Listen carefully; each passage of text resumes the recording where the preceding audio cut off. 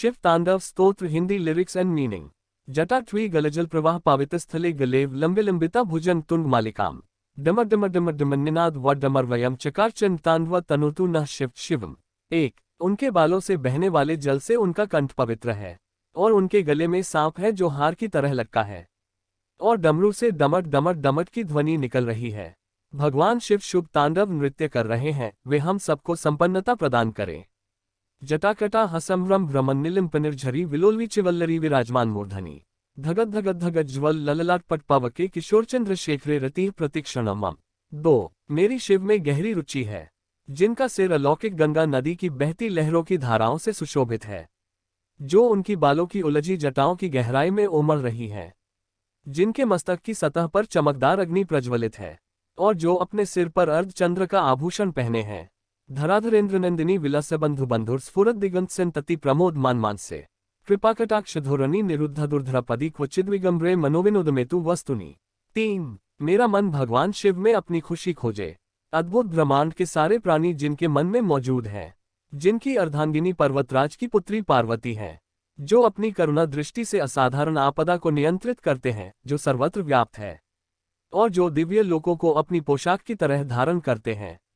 जटाभुजन पिंगल स्फुरत फर्णामणि प्रभा कदम कुकुमद्रव प्रलिप्त दिग्वा धूमुखे मदांधू रस्फुरत वगुत्तर्य मेदुरे मनोविनोदद्भुत बिम्हर्तुभूत भारतरी। 4, मुझे भगवान शिव में अनोखा सुख मिले जो सारे जीवन के रक्षक हैं। उनके रेंगते हुए सांप का फन लाल भूरा है और मणि चमक रही है। ये दिशाओं की देवियों के सुंदर चेहरों पर विभिन्न रंग बिखेर रहा है, जो विशाल मदमस्त हाथी की खाल से बने जगमगाते दुशाले से ढका है। सहस्रलोचन प्रभृत्य शिशलेख शिखर प्रसुंधुलिधोरणी विधुसरा घृपीठ भुजन राजमाल्या निबद्धजा जुटका श्रीय चिरजयता चकोर बंधु शिखर। 5, भगवान शिव हमें संपन्नता दें, जिनका मुकुट चंद्रमा है, जिनके बाल लाल नाग के हार से बंधे हैं, जिनका पायदान फूलों की धूल के बहने से गहरे रंग का हो गया है, जो इंद्र, विष्णु और अन्य देवताओं के सिर से गिरती है। ललाट चत्वरज्वल अधनंजय स्फुलिंगभान्यपीठ पंच साइकनम ननिलिम्पनायकम सुधामयुक्त लेखया विराजमान शेखर महाकपालिसम पदे शिरो जटाल मस्तुन। 6, शिव के बालों की उलझी जटाओं से हम सिद्धि की दौलत प्राप्त करें, जिन्होंने कामदेव को अपने मस्तक पर जलने वाली अग्नि की चिनगारी से नष्ट किया था, जो सारे देवलोकों के स्वामियों द्वारा आदरणीय है, जो अर्धचंद्र से सुशोभित है। करालभाल पटिका धगत धगत धगत ज्वल अधनंजया धरीकृत प्रचंड पंच साइके धराधरेंद्र नंदिनी कुचाग्र चित्र पत्र कप्रकल्पनिक्षिल्पिनी त्रिलोचनिर्तिर्मम। 7, मेरी रुचि भगवान शिव में है, जिनके 3 नेत्र हैं, जिन्होंने शक्तिशाली कामदेव को अग्नि को अर्पित कर दिया। उनके भीषण मस्तक की सतह डगद डगद की घवनी से जलती है। वे ही एकमात्र कलाकार हैं जो पर्वतराज की पुत्री पार्वती के स्तन की नोक पर सजावटी रेखाएं खींचने में निपुण हैं। नवीन मेघमंडली निरुद्ध दुर्धर स्फुर तकुहनिशिथनीत्मा प्रबद्धबद किंधर निलिम्प निर्झरिधरस्तनुतु कृत्ति सिंधुर कलानिधान बंधुर श्रियम जगंधुरंधर। 8, भगवान शिव हमें संपन्नता दें, वे ही पूरे संसार का भार उठाते हैं, जिनकी शोभा चंद्रमा है, जिनके पास अलौकिक गंगा नदी है, जिनकी गर्दन गला बादलों की परतों से ढकी अमावस्या की अर्धरात्रि की तरह काली है। प्रफुल्ल नील पंकज प्रपंचकालिम प्रभा विडंबी कंधकंधरारुचि प्रबंध कंधरम स्मरच्छिदम पुरच्छिद भवच्छिदम मखच्छिदम गजच्छिदांतकच्छिदम तमंतकच्छिदम भजे।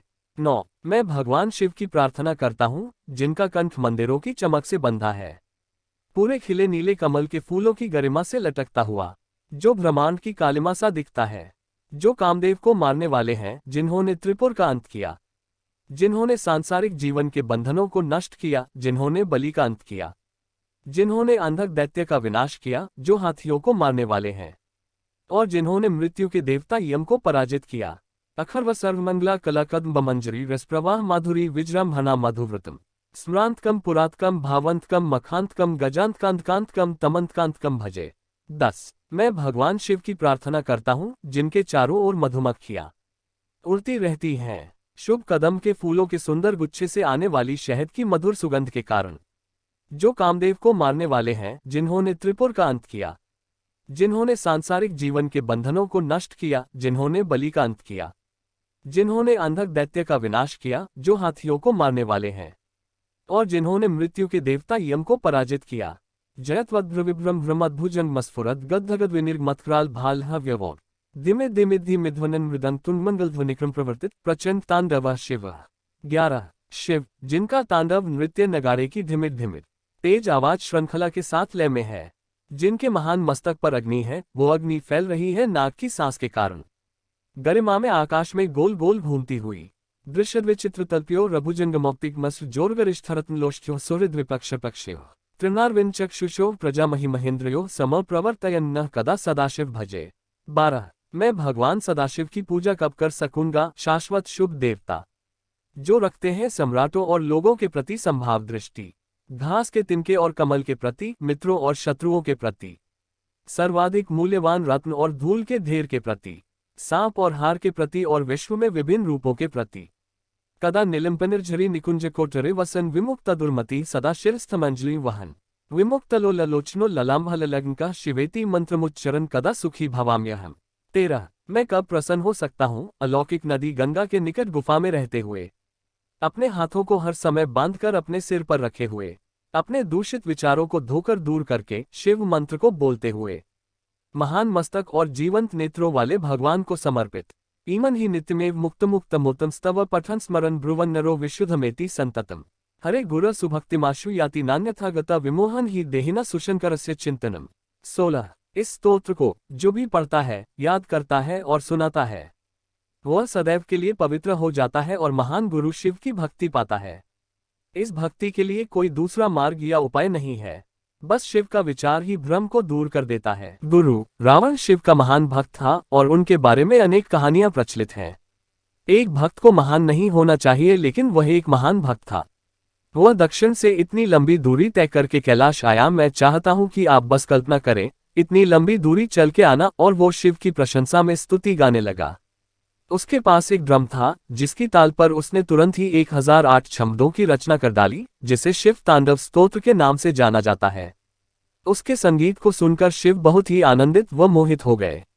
रावण गाता जा रहा था और गाने के साथ साथ उसने दक्षिण की ओर से कैलाश पर चढ़ना शुरू कर दिया। जब रावण लगभग ऊपर तक आ गया और शिव उसके संगीत में मंत्रमुग्ध थे, तो पार्वती ने देखा कि एक व्यक्ति ऊपर आ रहा था। अब ऊपर शिखर पर केवल 2 लोगों के लिए ही जगह है। तो पार्वती ने शिव को उनके हर्षोन्माद से बाहर लाने की कोशिश की। वे बोली, वो व्यक्ति बिल्कुल ऊपर ही आ गया है। अब ऊपर शिखर पर केवल 2 लोगों के लिए ही जगह है। तो पार्वती ने शिव को उनके हर्षोन्माद से बाहर लाने की कोशिश की। वे बोली, वो व्यक्ति बिल्कुल ऊपर ही आ गया है। लेकिन शिव अभी भी संगीत और काव्य की मस्ती में लीन थे। आखिरकार पार्वती उनको संगीत के रोमांच से बाहर लाने में सफल हुई, और जब रावण शिखर तक पहुंच गया तो शिव ने उसे अपने पैर से धक्का मारकर नीचे गिरा दिया। रावण कैलाश के दक्षिणी मुख से फिसलते हुए नीचे की ओर गिरा। ऐसा कहा जाता है कि उसका ड्रम उसके पीछे घिसट रहा था, और जैसे जैसे रावण नीचे जाता गया, उसका ड्रम पर्वत पर ऊपर से नीचे तक एक लकीर खींचता हुआ गया। अगर आप कैलाश के दक्षिणी मुख को देखें तो आप बीच में से ऊपर से नीचे की तरफ आता एक निशान देख सकते हैं। कैलाश के एक मुख और दूसरे मुख के बीच में अंतर या भेदभाव करना ठीक नहीं है, लेकिन कैलाश का दक्षिण मुख हमें ज्यादा प्रिय है, क्योंकि अगस्त्य मुनि कैलाश के दक्षिणी मुख में विलीन हो गए थे। तो ये शायद सिर्फ एक दक्षिण भारतीय पक्षपात है कि हमें कैलाश का दक्षिणी मुख ज्यादा पसंद है, और मुझे लगता है कि ये सबसे ज्यादा सुंदर है। ये सबसे ज्यादा श्वेत भी है, क्योंकि वहां बहुत ज्यादा बर्फ है। कई तरीकों से इस मुख में सबसे ज्यादा तीव्रता है, लेकिन बहुत ही कम लोग हैं जो कैलाश के दक्षिणी मुख की ओर जा सकते हैं। ये बहुत ही दुर्गम है और वहां पहुंचना कम लोगों के लिए संभव है, क्योंकि इसका मार्ग अन्य मुखों की तुलना में बहुत ज्यादा कठिन है और कुछ खास तरह के लोग ही वहां जा सकते हैं। समाप्त। ऐसी ही और अच्छी वीडियो देखने के लिए हमारे राज सेठ कहानियां चैनल को लाइक, शेयर और सब्सक्राइब करें। धन्यवाद।